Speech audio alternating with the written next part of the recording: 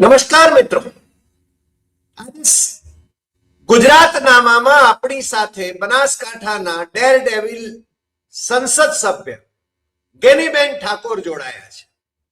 ગેનીબેન આજકાલ ચર્ચામાં વધારે છે, કારણ કે એમના સમાજમાં સુધારા કરવાની બાબતમાં એ નેતૃત્વ કરી રહ્યા છે અને રાજકીય પક્ષાપક્ષીને બાજુએ મૂકીને એમના પક્ષના, એમના વિપક્ષના બધા જ નેતાઓ, રાજકીય નેતાઓ, બિનરાજકીય નેતાઓ એ એમના કામને બિરદાવી રહ્યા છે.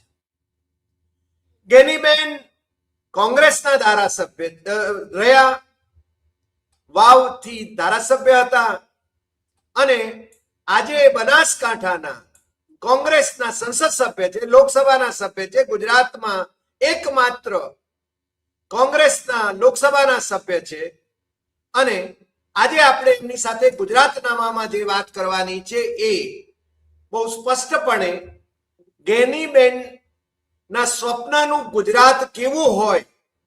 ગેનીબેન ભણેલા ગણેલા છે, ગ્રેજ્યુએટ થયેલા છે અને બોલકા છે. ગાયને રાષ્ટ્રમાતા જાહેર કરવા માટેની માગણી એમણે સંસદમાં કરી અને શંકરાચાર્યએ એમનું સન્માન કર્યું. એ વાત પણ મારે આ તબક્કે ઉલ્લેખવી જોઈએ.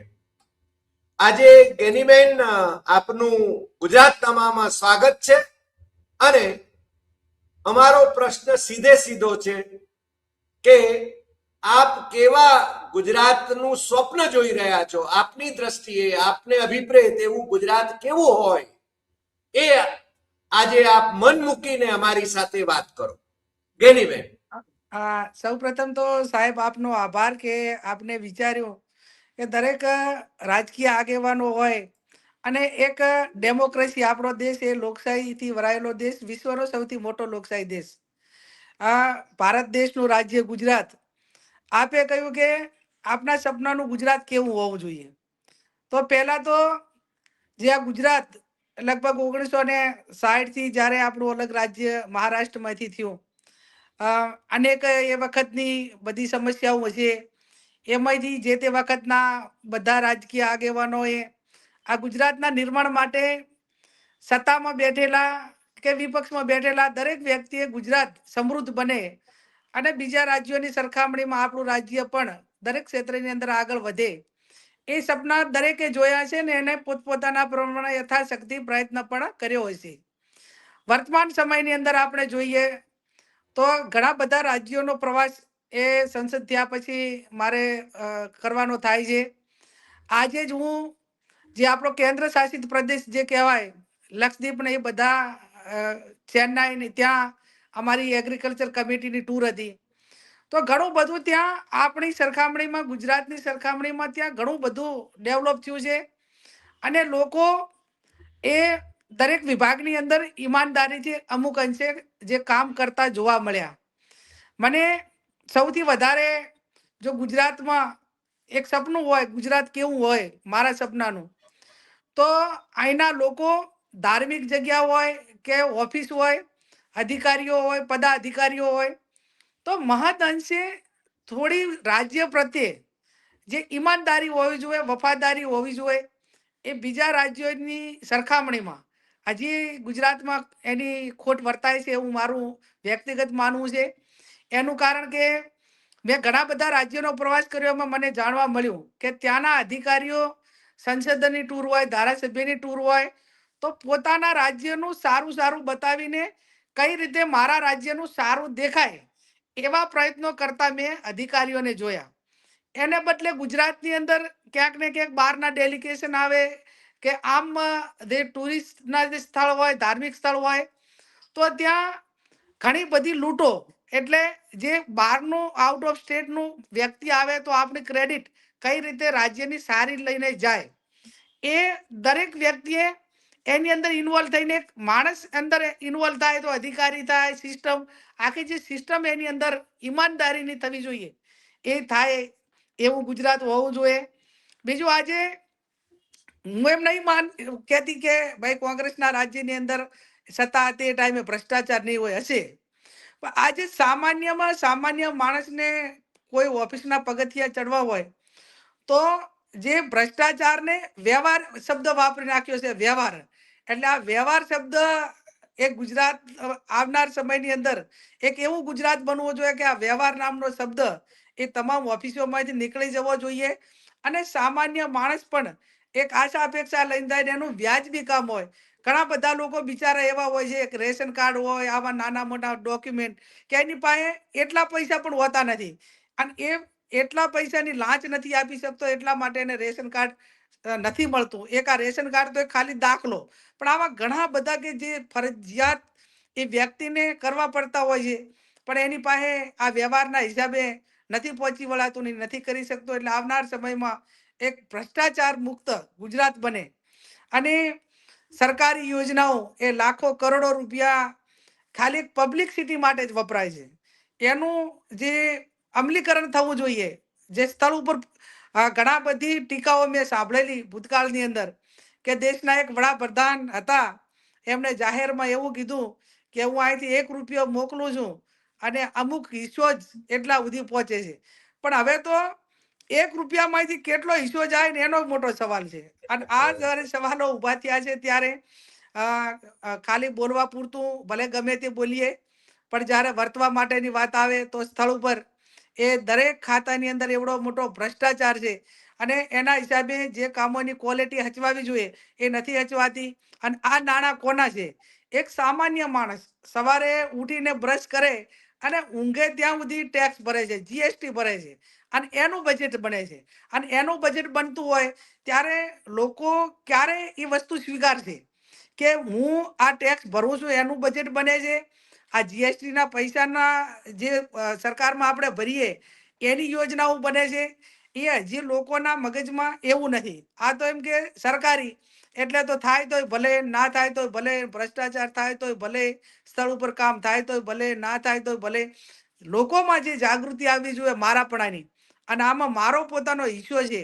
દરેક નાનામાં નાનું કામ થતું હોય પણ એને દરેક નાગરિકને, ગુજરાતના નાગરિકને એમ લાગવું જોઈએ કે આ જે કામ થઈ રહ્યું એ મારા જીએસટીના પૈસામાંથી થઈ રહ્યું છે અને આ કામ સારું થાય એની ગુણવત્તા કઈ રીતે હચવાય.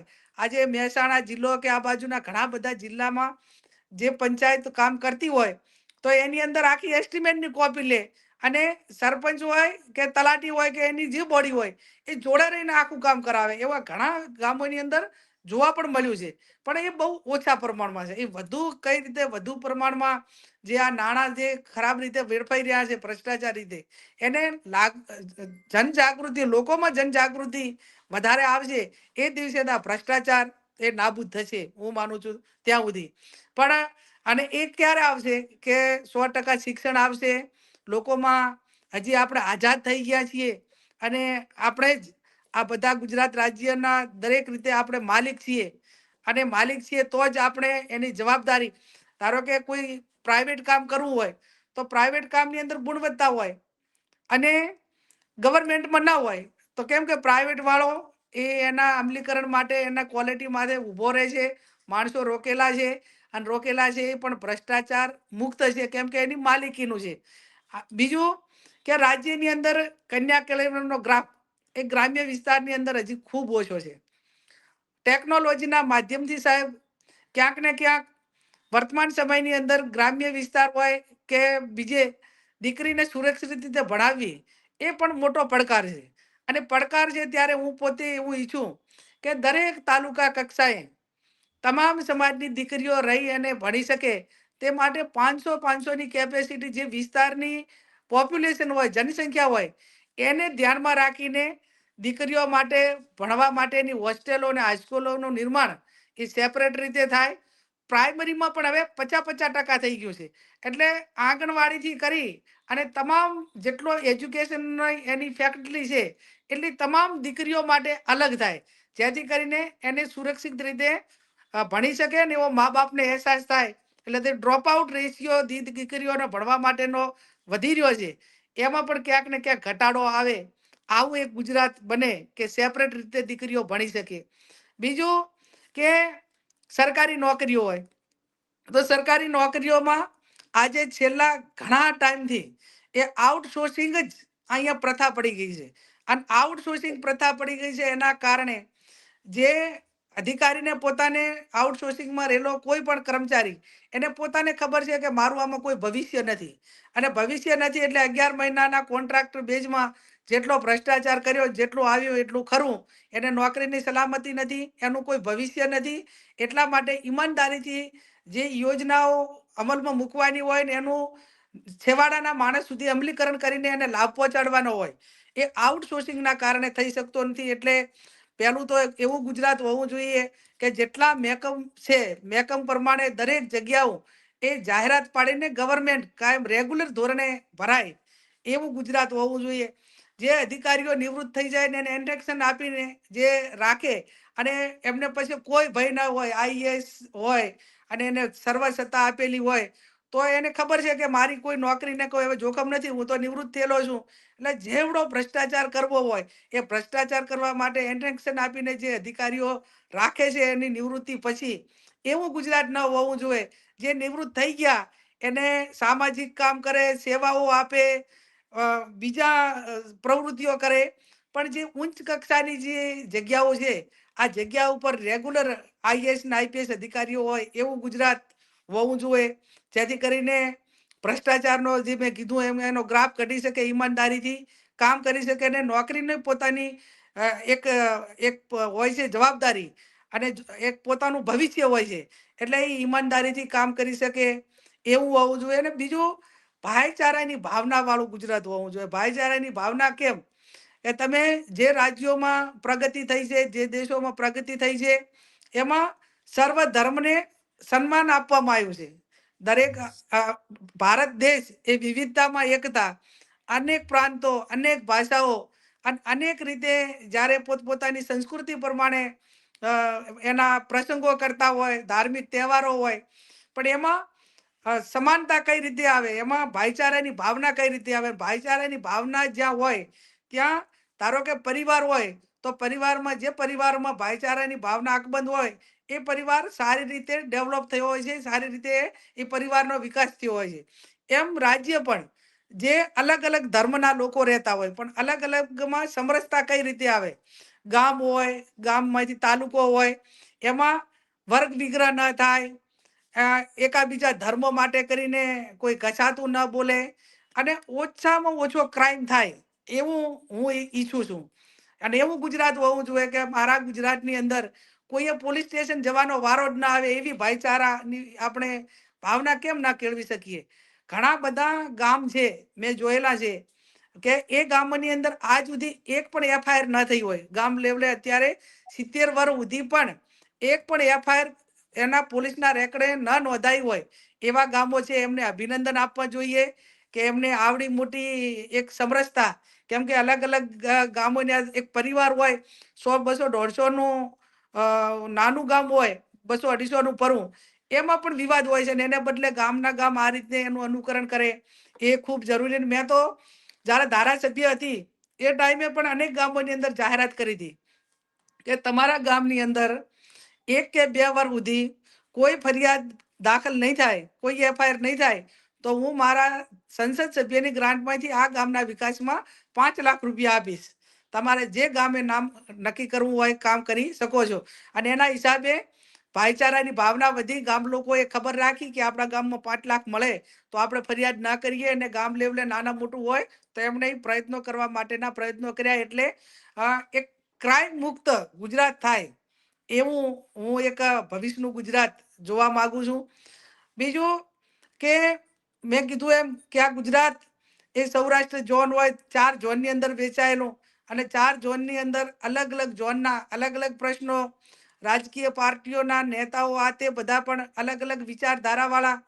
પણ જ્યારે ગુજરાતની વાત આવે તો ગુજરાતની વાત આવે ત્યારે ગુજરાતી તરીકે આપણે કેન્દ્રમાંથી કંઈ વાત હોય તો એને ગુજરાતી તરીકે વાત કરવી જોઈએ. અને બીજું પણ આજે આપણા મોટા મોટા ઉદ્યોગો છે, ઉદ્યોગોના ઉદ્યોગપતિઓ પણ આપણા મોટા મોટા છે, પણ હજી એનો લાભ જે ગુજરાતને બીજા રાજ્યોની સરખામણીમાં મળવો જોઈએ એ ઉદ્યોગોના મારફત ક્યાંક ને ક્યાંક હજી નાના યુનિટોમાં નથી એના સુધી પહોંચાડવું. આજે હું મારા જિલ્લા બનાસકાંઠાની વાત કરું તો બનાસકાંઠા જિલ્લો એ ક્યાંક ને ક્યાંક રીતે પશુપાલન અને ખેતીવાડી, આ માત્ર એમનું જીવન ધોરણ આ બે વસ્તુ ઉપર જ છે. અહીં કોઈ ઇન્ડસ્ટ્રી હોય, કોઈ જીઆઈડીસીઓ હોય, તો એને રોજગારી અલગ અલગ એંગલથી મળે, અને અલગ અલગ એંગલથી મળે તો એ વ્યક્તિ કોઈનો ગુલામ ના રહે. આજે ધારો કે અમારે હમણાં આપે કહ્યું એ પ્રમાણે વર્તમાન સમયની અંદર સામાજિક બંધારણ એ મૂકવા માટેની ફરજ પડી. કેમ ફરજ પડી? કે દર વર્ષે ક્યાંક ને ક્યાંક દેખા ટેકનોલોજીનો યુગ છે, અને ગુજરાતની અંદર હું માનું છું ત્યાં સુધી બક્ષીપંચ સમાજો હોય, પછી પોપ્યુલેશનની વસ્તીએ ગણીએ તો ઠાકોર સમાજ, કોળી સમાજ, આ સૌથી કદાચ ગુજરાતની અંદર પહેલા નંબરનો હશે. અને પહેલા નંબરની જનસંખ્યા એ રાઈટ રીતે કામ ના કરે તો એનું રાજ્યને નુકસાન જાય. ધારો કે ડેવલપિંગ રીતે કામ કરે, બધા નાના મોટી બદીઓમાંથી બહાર નીકળે, વ્યક્તિ વિકાસ થાય તો રાજ્યનો વિકાસ થાય. અમારે ફરજ એટલા માટે પડી કે આજ સોશિયલ મીડિયાના માધ્યમથી સુખી સંપન્ન લોકોનું અનુકરણ કરીને મધ્યમ ને ગરીબ વર્ગ એ પણ ક્યાંક એમના સામાજિક પ્રસંગો હોય કે ધાર્મિક પ્રસંગો હોય, એ દેવું કરીને વ્યાજે પૈસા લઈને મિલકતો વેચીને કરતા હતા. એ ક્યાંક ને ક્યાંક એ અટકે, અને અટકે એટલે એનો પરિવાર એને રોજગારીની બધું એને મળે, અને કોઈકની ગુલામીમાંથી બહાર નીકળે. આ ધારો કે કોઈ પાસેથી વ્યાજેથી પૈસા લાવ્યા હોય, તો પૈસા ભલે વ્યાજેથી લાવ્યા હોય, ભાગ બાંધેલો હોય ખેતીવાડીમાં, તો એને પણ વ્યાજે એને ચૂકવવું પડે.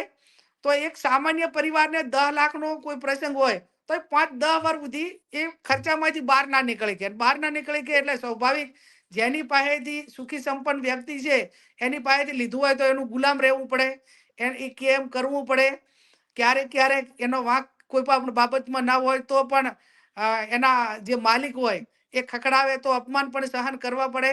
એટલે એક આઝાદી કઈ રીતે મળે, દરેક નાનામાં નાના વ્યક્તિ એ સ્વનિર્ભર બને, અને સ્વનિર્ભર બનીને આઝાદ રીતે પોતાનો પરિવાર ચલાવી શકે, પોતે સૌમાનથી રહી શકે, કોઈના અપમાન ન ખમવા પડે. આ એક દરેક ગુજરાતી માટેની એક વાત છે. દરેક ગુજરાતી આવો હોવો જોઈએ કે જે સ્વનિર્ભર હોવો જોઈએ, અને ગુજરાતી કોઈનો ગુલામ ન હોવો જોઈએ. એક આપણી ગુજરાતની છાપ. જી જી ગેનીબેન, મને લાગે છે ઇન્ટરનેટનો કંઈક પ્રોબ્લેમ લાગે છે, પણ ગેનીબેને મોટા ભાગના મુદ્દાઓને કવર કરી લીધા. ગેનીબેન એમના સ્વપ્નનું ગુજરાત કેવું હોય, મને લાગે છે કે ભણેલા ગણેલા જો આપણા નેતાઓ હોય તો એ આ રીતે આખી પોતાની વિભાવના જે છે એ મૂકી એનું આચરણ કઈ રીતે કરી શકે એ દિશામાં એમણે મુદ્દાસર વાત કરી. અને હું ગેનીબેનને અભિનંદન પણ આપું, કારણ કે ગેનીબેન એમણે બધા જ મુદ્દાઓ કવર કરી લીધા, મુદ્દાસર વાત કરી, અને પોતાના સ્વપ્નનું ગુજરાત કેવું હોય એ એમણે વાત કરી. ગેનીબેન આજકાલ સામાજિક સુધારા માટે એમનું નામ ખૂબ ચર્ચામાં છે, અને હું ઘણી વખતે એમના સંદર્ભમાં ભારતીય જનતા પાર્ટીના નેતાઓ પણ એમને બિરદાવી રહ્યા હતા. એક જ મંચ ઉપર બધા હતા. સમાજ જ્યારે હોય ત્યારે રાજકીય મતભેદો ભૂલીને કામ કરવાનું હોય. એટલે ગેનીબેન ના નામોલ્લેખ સાથે મેં અલ્પેશ ઠાકોર જે ભાજપના ધારાસભ્ય છે, એમના સમાજના છે, એણે પણ ગેનીબેનને જે રીતે બિરદાવ્યા હતા, કે બીજા ઠાકોર સમાજના અગ્રણીઓને બિરદાવ્યા હતા, ગેનીબેને જે રીતે નેતૃત્વ લઈને કામ કર્યું સમાજ સુધારાના બંધારણના સંદર્ભમાં, એ બિરદાવતા હતા. એટલે મને ખરેખર એ વખતે પણ વાત કરવાનું મન હતું, પણ પછી આપણે ગુજરાતનામામાં મારા સ્વપ્નનું ગુજરાત કેવું હોય એવું વિવિધ વ્યક્તિત્વોની પાસેથી આપણે જ્યારે જાણવાની કોશિશ કરીએ છીએ ત્યારે ગેનીબેનને પણ આ સવાલ આપણે પૂછો. અને ગેનીબેન, હજુ પણ આપ કંઈક કહેવા માંગતા હો તો, કારણ કે મને લાગે છે બનાસકાંઠામાં ઉદ્યોગોની બાબત તો ખૂબ મહત્વની છે. આપે મુદ્દો બહુ સારો કહ્યો, કારણ કે ત્યાં ઉદ્યોગો નથી. મને લાગે ડેરી ઉદ્યોગ એક જ છે જે ડેરી ઉદ્યોગ જ છે. જી. અને બીજું સાહેબ, જે વર્તમાન સમયની અંદર જે ડેમોક્રેસી આપણી જે લોકશાહી છે, એ લોકશાહી ક્યાંક ને ક્યાંક સરકારી બાબુઓના હાથમાં આપી દીધી છે. આજે 5-5 ધારાસભ્યોને સરકાર ચાલુ હોવા છતાં ચાલુ સરકારના ધારાસભ્યોને મુખ્યમંત્રીને લેટર લખવા પડે કે અમારું અધિકારીઓ માનતા નથી. હવે પ્રજાનો પ્રતિનિધિ ધારાસભ્ય હોય તો 3 લાખ પ્રજાનો પ્રતિનિધિ હોય, સંસદ સભ્ય હોય તો મિનિમમ 20 લાખ મતદારોનો પ્રતિનિધિ હોય.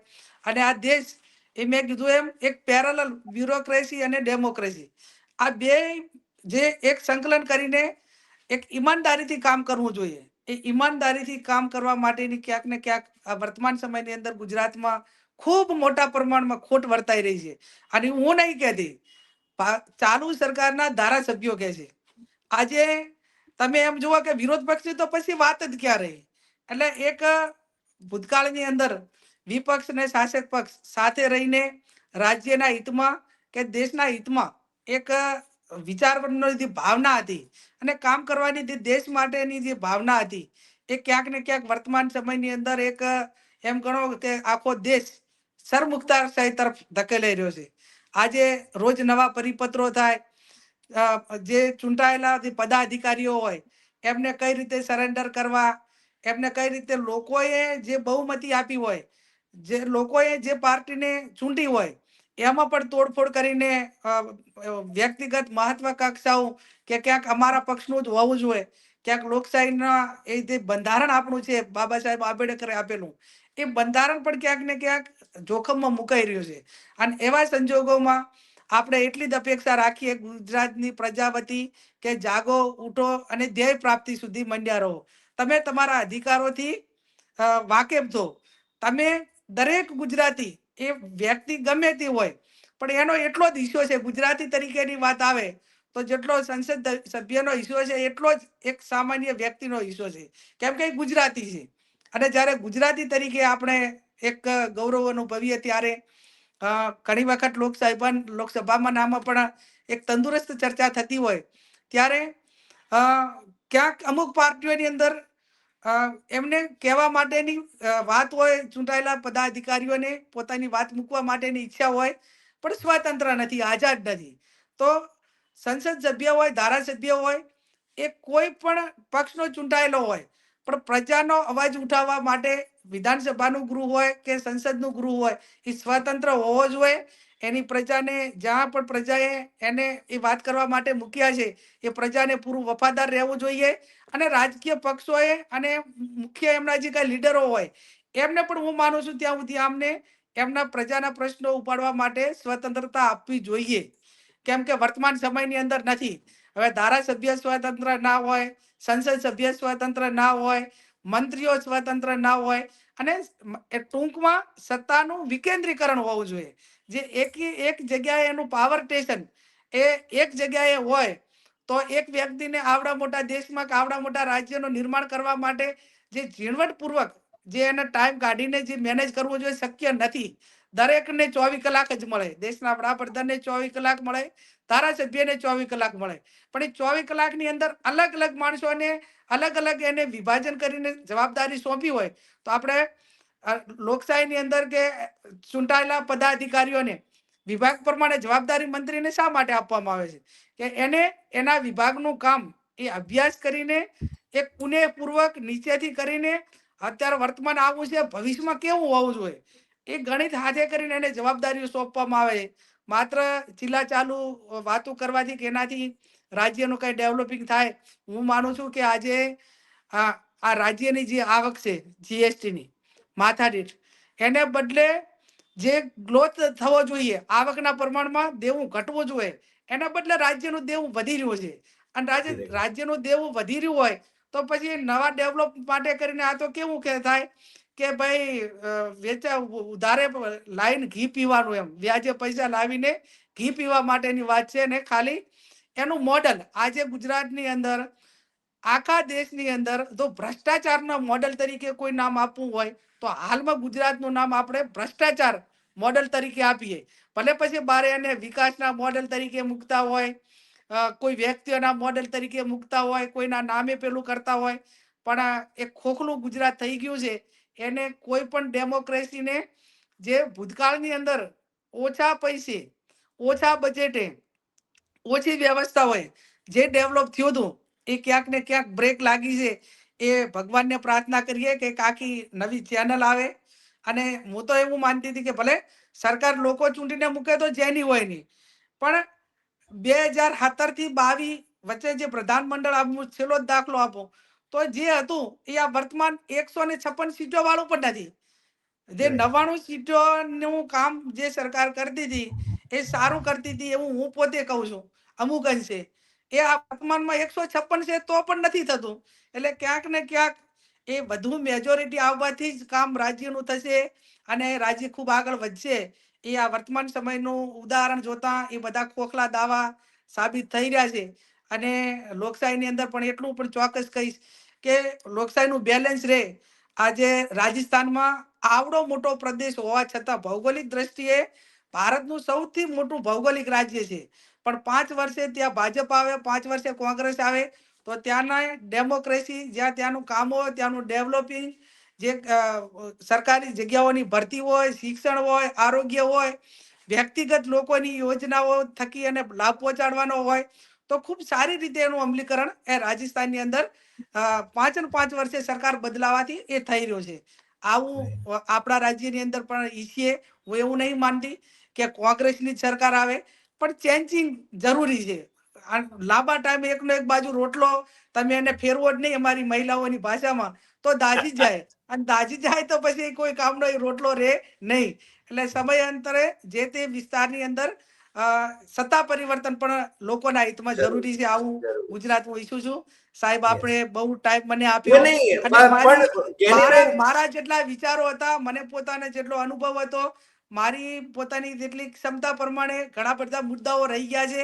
પણ આ ટાઈમ હું માનું ત્યાં સુધી લિમિટ છે અને લિમિટ ટાઈમ છે ત્યારે તમામ સમાજો હળી મળીને રહે અને ગુજરાત કઈ રીતે આગળ વધે એવું જાહેર જીવનના વ્યક્તિઓને, સામાન્ય પ્રજાને, બ્યુરોક્રેસી આ તમામ સાથે મળીને કરે. એક જે કહેવાય ને અંધશ્રદ્ધાઓ આ બધામાંથી બહાર નીકળી એક મેડિકલ તરફ આપણે 21મી સદી આ ટેકનોલોજીની સદી છે અને ટેકનોલોજીની સદીમાં વિશ્વ અને દુનિયા નવી નવી શોધ કરી રહ્યું છે. દરેક રાજ્યો ખૂબ આગળ વધી રહ્યા છે. એમ આપણે પણ આપણું રાજ્ય આગળ વધે એવું આપણે સૌ સાથે મળીને સહિયારો પુરુષાર્થ કરીએ એવી હું અપેક્ષા સાથે આપનો સાહેબ ખૂબ ખૂબ હૃદયપૂર્વક આભાર માનું છું. બેન, સાચું કહું તો તમે એટલા બધા મુદ્દાઓ આવરી લીધા, મને અપેક્ષા નહોતી કે આટલા બધા મુદ્દાઓ ઉપર આવી અભ્યાસપૂર્ણ રીતે આપ વાત કરશો. બહુ પ્રામાણિકપણે હું કહું છું. બીજું, આજે સ્વામી વિવેકાનંદનો જન્મ દિવસ છે અને સ્વામી વિવેકાનંદને ટાંકીને આપે ઉઠો જાગો અને ધ્યેય પ્રાપ્તિ સુધી મંડ્યા રહો, આ તમે જે અવતરણ પણ બોલ્યા, એટલે સ્વામી વિવેકાનંદને પણ આજે યાદ કરીએ. અને આપે જે સ્વપ્ન જોયું કે જે ગુજરાત, અને આપે સાચી વાત કહી કે પક્ષાપક્ષીનું ગુજરાત નહીં, ગુજરાત એટલે આપણું બધાનું ગુજરાત, એવા ગુજરાતની કલ્પના આપે રજૂ કરી. એ બદલ આપનો ખૂબ ખૂબ આભાર અને ફરી મળીશું નવા એપિસોડમાં નવા વિષય સાથે. ખૂબ આભાર. આપણા મિત્રોને આ એપિસોડ ખૂબ ગમશે અને સૌથી વધુ શેર કરશે એવી અપેક્ષા કરું છું. નમસ્કાર.